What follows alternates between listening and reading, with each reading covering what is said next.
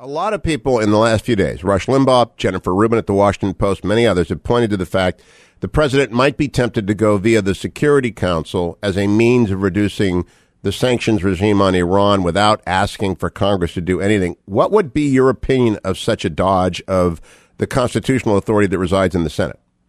Well, I wouldn't put it past them, but that's insane.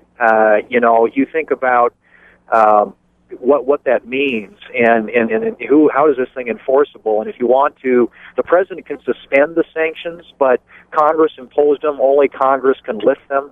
So I just don't. I have no idea what their the rationale, the logic, or the thinking would be behind that. But they are desperate, I think, to go around the people's representatives in the Congress with regard to this deal. And as we hear some of those rumors, I certainly hope they're not true. I guess time will tell. Now, Senator Thune, what could a deal have in it that would persuade you that it was a good deal? How, given that we don't have a lot of confidence in the president's ability to discern a good deal, what would be there that would say to John Thune, okay, I'll take an honest look at this?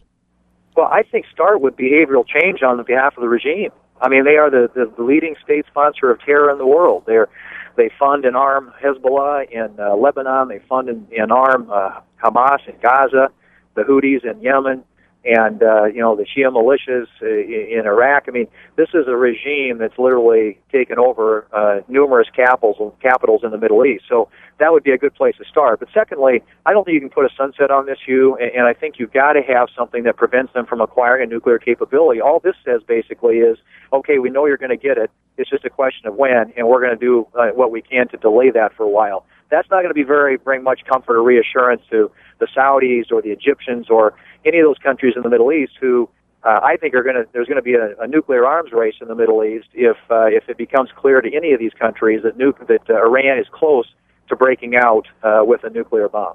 Now, Senator.